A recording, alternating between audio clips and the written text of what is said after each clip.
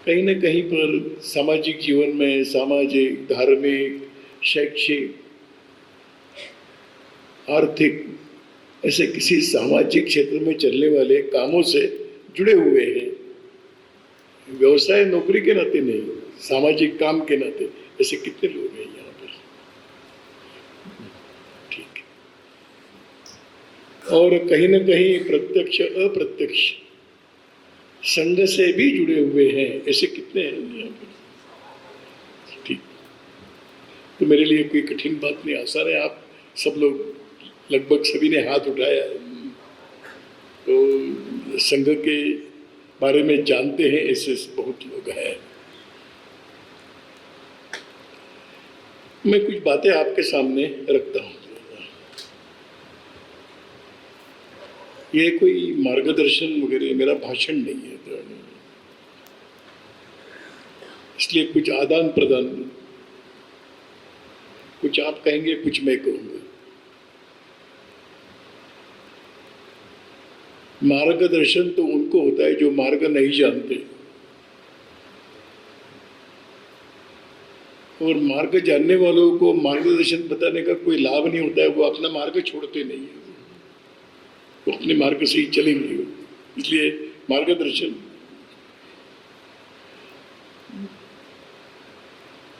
इस देश का कोई सैकड़ों वर्षों का इतिहास है, और समाप्ति के कंगार पर भी पहुंचे पर समाप्त नहीं हुई।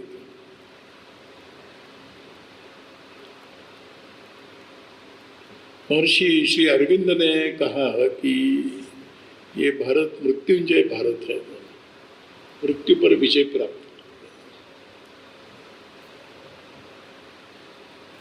स्वामी विवेकानंद ने अलग शब्दों में कहा कि वयम अमृतस्य पुत्र है, अमृत पुत्र है। तो देश मृत्युंजय है, व्यक्ति अमृत पुत्र है। वो खत्म नहीं होंगे, व्यक्ति खत्म होगा, समाज खत्म नहीं होगा। स्वतंत्र वीर सावरकर जी ने और अलग शब्दों में कहा,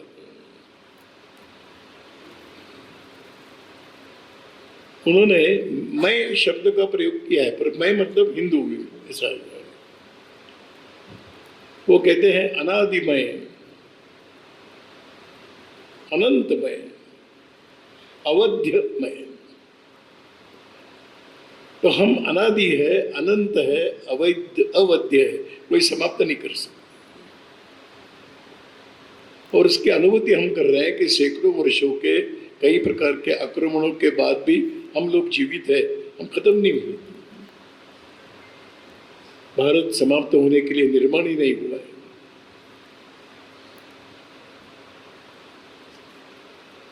कई प्रकार के समाज और देश और संस्कृतियां समाप्त हो गई, आक्रमण के थपेड़ों में टिक नहीं पाए।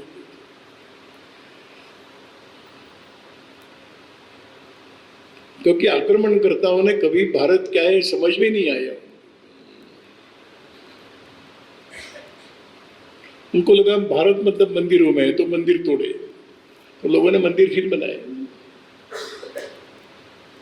मंदिर तोड़ने से समाज समाप्त नहीं हुआ, भयग्रस्त नहीं हुआ। हमारे भगवान टिक नहीं पाए तो हम क्या टिकेंगे, ऐसा विचार उसके मन में नहीं आया। उन्होंने फिर भगवान की मूर्तियां बिठाई, मंदिर निर्माण हुआ। सोमनाथ मंदिर पर कई बार आक्रमण हुआ। तो किसी ने कहा कि भारत की शक्ति ज्ञान में है और ज्ञान पुस्तकों में है, इसलिए बड़े बड़े ग्रंथालय चलाए, नालंदा, तक्षशिला।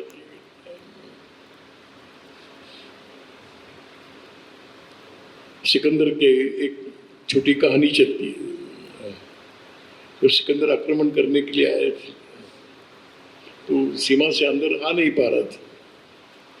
तो उसने लोगों को पूछा भारत की शक्ति क्या है, तो किसी ने कहा वेदों में है। बोले वेद कहाँ है? अगर वेदों में शक्ति है तो वेद उठाकर लाएंगे तो भारत की शक्ति समाप्त हो। तो खोजबीन करते करते किसी ने कहा कि एक यहाँ पर पंडित रहते हैं, उनके घर में वेद है। तो सेना को कहा जाओ उठा के लाओ। अब सेना गई तो पंडित है, छोटे झोपड़ी में रहता है, तो पूछा वेद कहाँ है? यहाँ। और सम्राट ने मंगवाए हैं। अच्छा ऐसा करो, कल सुबह आओ, सूर्योदय के बाद आओ और ले जाओ। तो लोगों को शंका है कि भाग न जाए उठा कर। तो सम्राट ने कहा कि छोड़ो मत, घेर के रखो, बड़े चतुर होते हैं लोग, वेद लेकर भाग जाएगा। घेर के रखा। सुबह होने की राह देखी, जैसा सूर्योदय हुआ वो गए तो देखा कि बीच में एक यज्ञ कुंड चल रहा है और वेद ग्रंथों का अंतिम पृष्ठ वो अग्नि में डाल रहा है। तो बोले तुम्हें तो जला दिया सब। हाँ, आपको क्या वेद चाहिए ना कि मेरे बेटे को ले जाओ? ये सब वेद इसको कंठस्थ है। तो परीक्षा ली, 2-4 पंडित और बुलाए, देखे वे कंठस्थ है तो हाँ नहीं, तो पूरे वेद कंठस्थ है। तो प्रश्न आया कि तुमने जलाया क्यों? आपको वेद चाहिए, ये बालक है, आपको जो चाहिए वो बताएगा। तो जलाया क्यों? क्योंकि वेदों को स्पर्श करने की तुम्हारी योग्यता नहीं है, इसलिए मैंने आपके हाथों से ग्रंथ जला दिए। जला तो दिए, पर यहाँ अनेक लोगों के कंठस्थ मुखस्थ ग्रंथ वेद है, वो कौन समाप्त करेगा? फिर लिखे गए। फिर लोगों ने कहा कि यहाँ के राजा महाराजा राज्य जीत लो, सीमाओं पर आक्रमण करो, अंदर अपना साम्राज्य स्थापित करो, भारत समाप्त हो जाएगा। लगभग 700-800 वर्ष मुगलों का राज्य रहा। औरंगजेब पराभूत होकर यहीं पर जमीन में दफनाया गया, परंतु मुगल एक समय था कि 3/4 भारत में उनका साम्राज्य था, फिर भी हिंदू देश, हिंदू समाज को वो समाप्त कर नहीं पाए। क्या राजा बदलने से समाज बदलता है? तो इस सारे कालखंड में कई प्रकार की व्यवस्थाएं चलती रही कि जिसके कारण समाज जीवित रहा था। गुरुकुल चलते रहे, आश्रम चलते रहे, सेना, संत सन्यासी घूमते रहे, भ्रमण करते रहे, लोगों को जागरूक करते रहे, समाज में आने वाली कठिनाइयों को मार्गदर्शन करते रहे। राजा कोई भी हो तो समाप्त। तो ये समय समय पर समाज जागरण, समाज का संरक्षण, समाज की अस्मिता को जागरूक रखना, ये प्रयत्न हमेशा होता आया। उसी के परिणाम स्वरूप इतने सारे अत्याचारों के बाद भी भारत भारत रहा, हिंदू हिंदू रहा, समाप्त नहीं हुआ।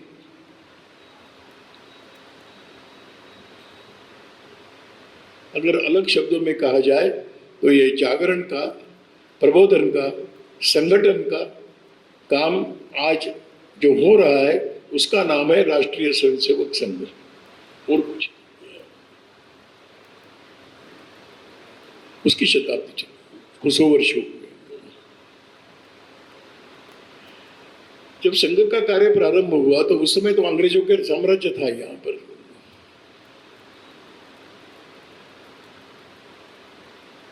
परंतु डॉक्टर हेडगेवार जी ने जब शुरू किया तो उन्होंने कुछ 3-4 बातें अपने सामने रखी थी। उन्होंने शब्दों में बताया कि नहीं मुझे मालूम नहीं, पर एक बातें रखी हुई। उन्होंने कहा देश की आज आवश्यकता क्या है? ये 1925 की बात है, अंग्रेजों का राज्य है, एक आत्मविश्वास उनके अंदर था कि अंग्रेज जाने वाला है, ये पक्का है। ये ध्यान में रखकर उन्होंने कहा कि अब भविष्य में देश के लिए जीने वाले लोग चाहिए, मरने वाले नहीं। तो बलिदान का महत्व कम नहीं है, परंतु अब मरने की आवश्यकता नहीं, और हम अनुभव करते हैं कहाँ हमको देश के लिए मरना है। क्रांतिकारक जो हुआ करते थे तो पूरे देश भर में क्रांतिकारकों की संख्या कितनी रही होगी? 5,000, 10,000, इससे ज्यादा नहीं है।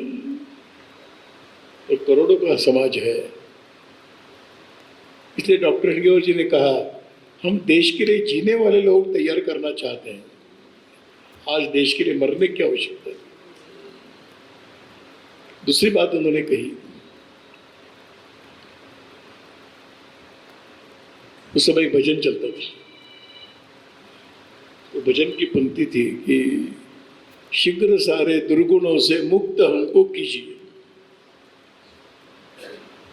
तो डॉक्टर जी ने कहा कि रोज रोज यही कहना दुर्गुण है, दुर्गुण है, दुर्गुण है, मुक्त करो, मुक्त करो, हे भगवान हमको इससे मुक्त करो, ये नकारात्मक भाव लेकर समाज कब तक चलेगा?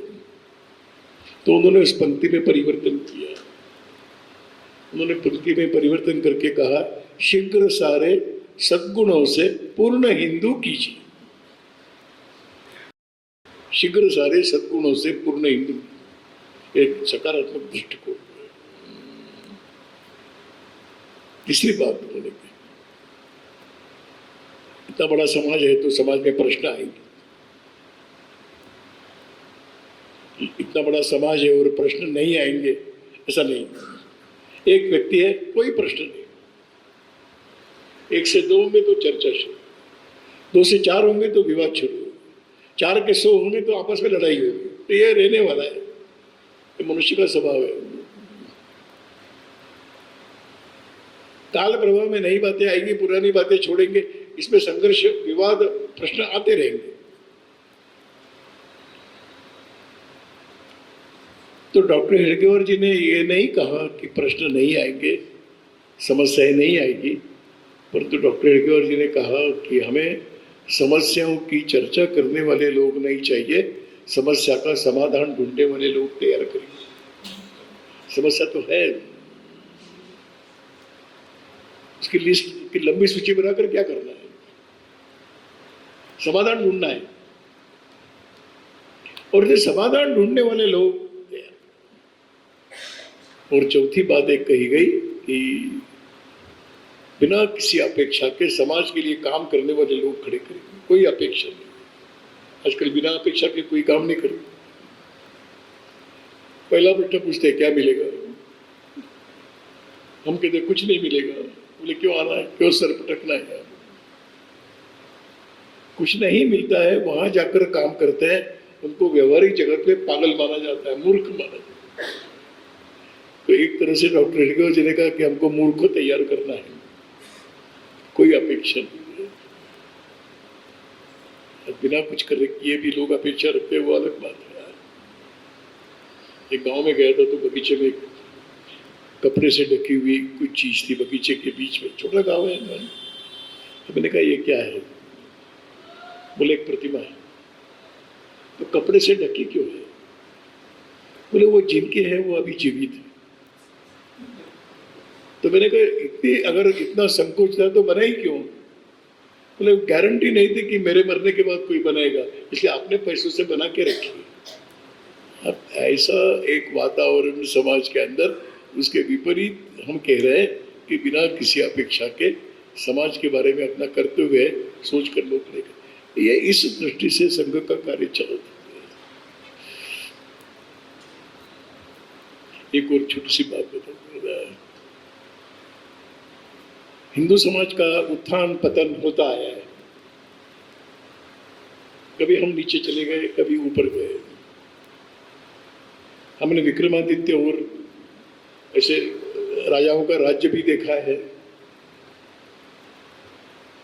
और यहाँ पर गुलामी भी देखी। यहाँ पर शिवाजी महाराज भी देखे हैं, राणा प्रताप भी देखे हैं और जयचंद भी देखे हैं। तो उत्थान पतन होता है। डॉक्टर जी ने कहा कि उत्थान पतन का कारण कौन है? तो उन्होंने कहा इसके लिए हिंदू जिम्मेदार है। मुगल जिम्मेदार, मुसलमान जिम्मेदार नहीं है, ईसाई जिम्मेदार नहीं है, कम्युनिस्ट जिम्मेदार नहीं है। अगर हमारे अंदर कुछ कमी है तो उसके लिए हम जिम्मेदार है। हम अगर पराभूत हुए तो हमारे कारण गौरव का स्थान प्राप्त हुआ, वो भी हमारे कारण। और इसलिए काम करना है तो हिंदू समाज के बीच करें। और इसलिए प्रारंभ से जहां जहां हिंदू है वहां इस प्रकार का कार्य खड़ा हो। इसलिए आज देश के कोने कोने में 100 वर्षों में पहुंच गए। और एक दूसरी बात सोची गई कि ये किसी समूह विशेष का काम नहीं है। समाज के लिए कौन काम करेंगे? पढ़े लिखे लोग करेंगे। हमने कहा नहीं, पढ़े लिखे नहीं, अनपढ़ लोग भी कर सकते। जो पैसे वाले हैं वो करेंगे, नहीं गरीब लोग भी कर सकते, उच्च जाति के लोग करेंगे, ऐसा नहीं।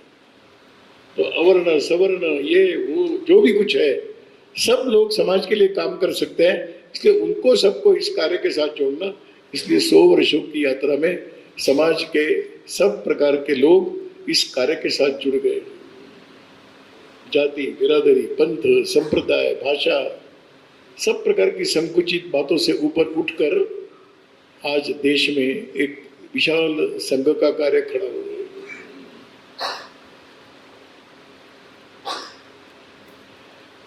तो एक थोड़ी पृष्ठभूमि मैंने आपके सामने रखी है। आज सब वो लोग जानकार, कई प्रकार की बातें समझते हो, सुनते हो, देखते हो, परिस्थिति हुआ आकलन करने की क्षमता रखते हो। मैं चर्चा के लिए आपके सामने कुछ बातें रखता हूं।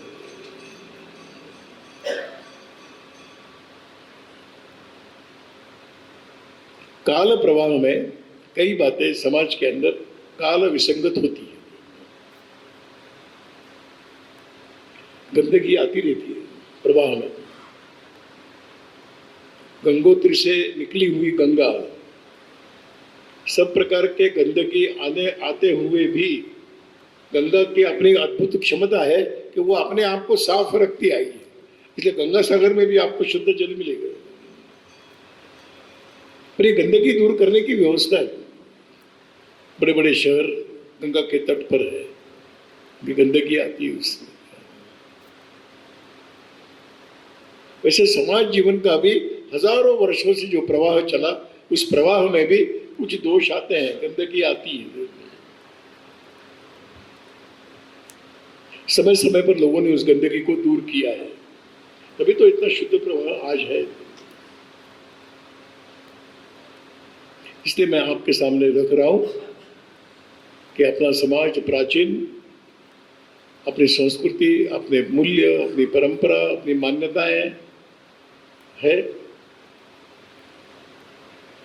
आज हमको ये सोचना है कि आज भी कौन सी काल विसंगत बातें अपने समाज में हैं कि जो हमने छोड़नी चाहिए।